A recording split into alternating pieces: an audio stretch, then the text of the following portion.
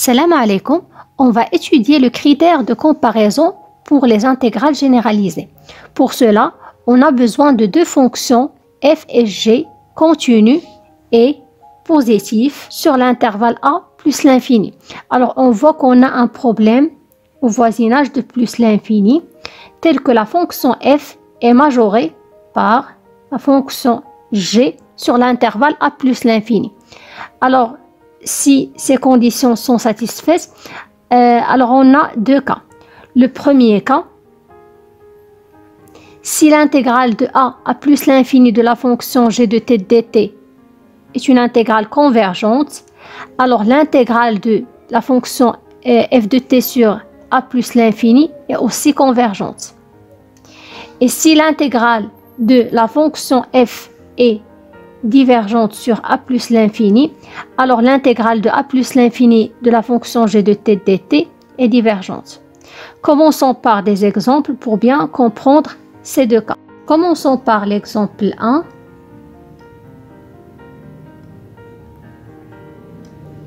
Alors dans cet exemple, on veut savoir la nature de l'intégrale de 0 à plus l'infini de la fonction sinus au carré de t sur 1 plus t au carré fois dt.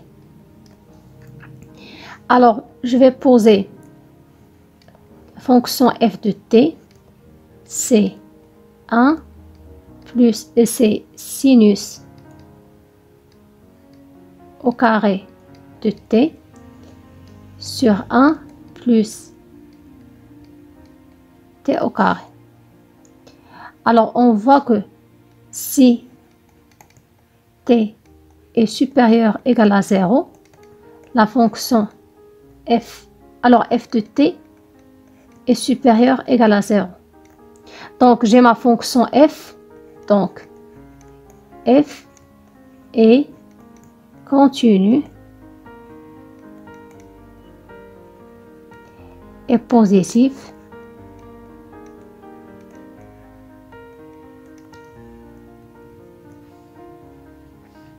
continue et positif sur l'intervalle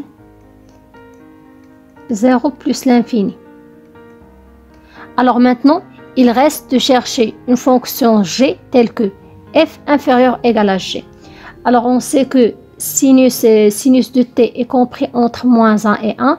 Et si je mets sinus au carré, alors sinus au carré de t est inférieur ou égal à 1.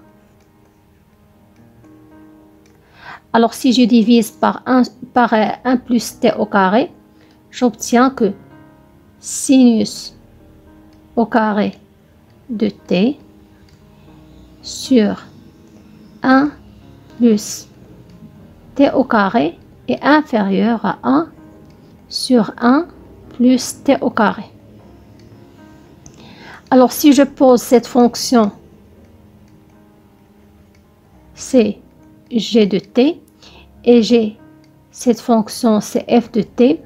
Alors, j'ai majoré ma fonction f par une fonction g, et je vois clairement que la fonction g est positive sur 0 plus l'infini, et c'est une fonction qui est continue. Donc, pour savoir la nature de mon intégrale, il suffit de savoir la nature de l'intégrale de g de t dt. Or, l'intégrale de 0 à plus l'infini de la fonction g de t dt, alors je sais que la primitive de 1 sur 1 plus t au carré, c'est l'arctangente de t. De 0 à plus l'infini. Et ceci, c'est pi sur 2 moins 0, c'est pi sur 2. Et ceci est une valeur finie. Donc, cette intégrale est une intégrale convergente. D'où l'intégrale de 0 à plus l'infini de g de t dt est convergente. Comme g f inférieur à g et l'intégrale de g de t dt et l'intégrale de g est convergente, alors la nature de l'intégrale de f est aussi convergente. Alors par le critère de comparaison.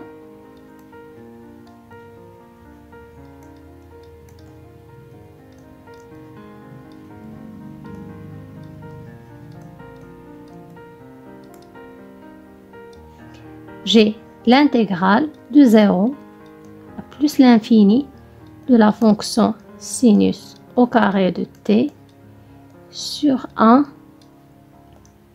plus t au carré dt et convergence.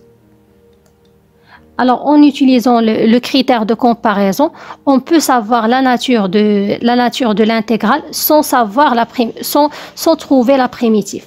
Et maintenant, on va passer à un deuxième exemple. On va prendre l'exemple 2.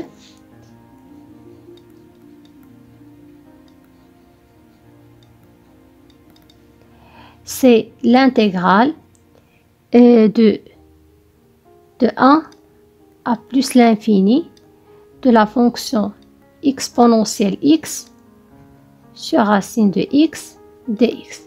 Alors, je veux savoir la nature de cette intégrale, c'est-à-dire, est-ce que cette intégrale est une intégrale convergente ou bien une intégrale divergente? Alors, je sais que x est supérieur à 1, donc on a au premier temps 1 inférieur à x. Et je sais que la fonction exponentielle est une fonction croissante, donc exponentielle 1 c'est e est inférieur à exponentielle x. Et je peux diviser par racine de x, parce que c'est une quantité qui est positive. Alors ici c'est e.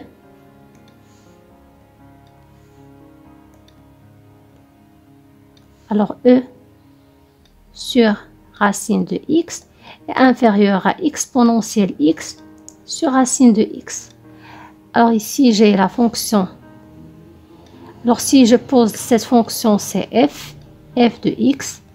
Alors ici j'ai ma fonction f de x. Et ici j'ai autre fonction g de x. Alors il suffit de savoir la nature de l'intégrale de g de x dx. Or, l'intégrale de e sur racine de x dx de 1 à plus l'infini. Alors je peux faire sortir cette constante, c'est e. Il me reste 1 plus l'infini de 1 sur x à la puissance 1 demi fois dx. Alors ici, j'ai 1 demi. Si je pose 1 demi, c'est alpha. Alors j'ai l'intégrale de 1 à plus l'infini de 1 sur x à la puissance alpha. Et ceci est une intégrale de Riemann. C'est une intégrale de Riemann divergente.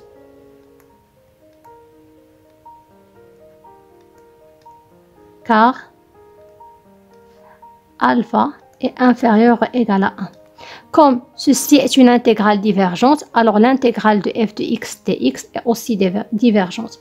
Alors j'obtiens que l'intégrale de 1 à plus l'infini de exponentielle x sur racine de x dx est divergente. Et à bientôt.